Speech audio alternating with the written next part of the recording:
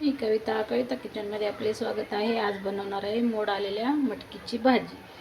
त्यासाठी मी 1 किलो मटकी घेऊन भिजवून मोड काढून घेतले।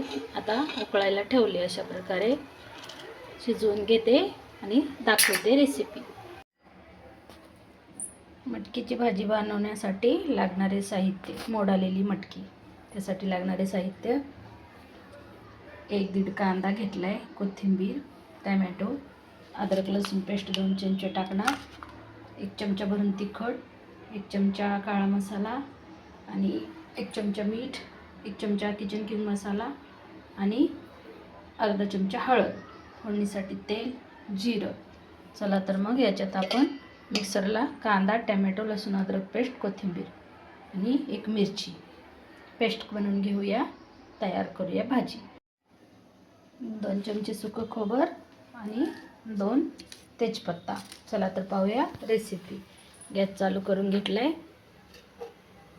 तेल टाकून घेऊया, अंदाजे 2 चमचे। ते गरम होऊ देऊया। चला तर मग तेल आपलं गरम झालंय। जिरं टाकते, 1 चुटकीभर हिंग पण लागेल, हिंग टाकते। जे आपण वाटण करून घेतलंय ना ते पण टाकूया। हे असं बारीक वाटून घ्यायचं आणि टाकायचं।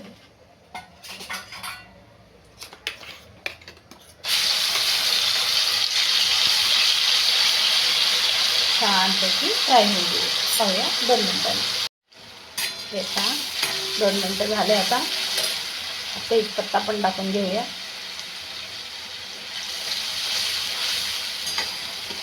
आता आपण ही सगळी मसाले आहेत ना ही सगळी टाकून घेऊया। खोबर पण आहे, सगळं टाकून घेते। 2 मिनिटं फ्राय करून घेते। इकडे आपली मटकी पण शिजत आलेली आहे। आता गॅस बंद करून घेतलाय। अशा प्रकारे मटकी शिजलेली आहे।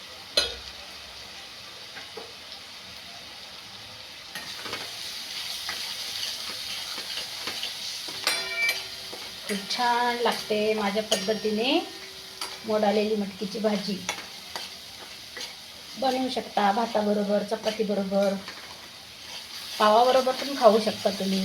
खूप छान लागते मोड आलेल्या मटकीची भाजी। छान फ्राय होऊ देऊया मसाले। हे पहा आता तेल सोडतोय।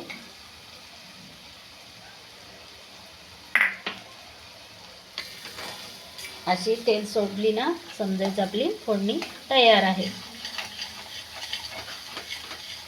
आता आपण शिजलेली मटकी घालून घेऊया। हे पहा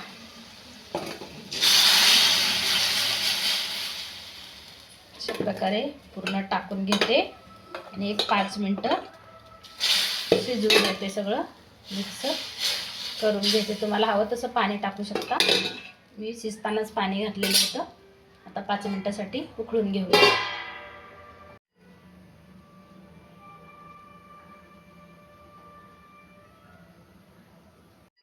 चला तर उघडून पाहूया। 5 मिनिटं झालेत। वाव, खूप छान उकळी आलेली आहे।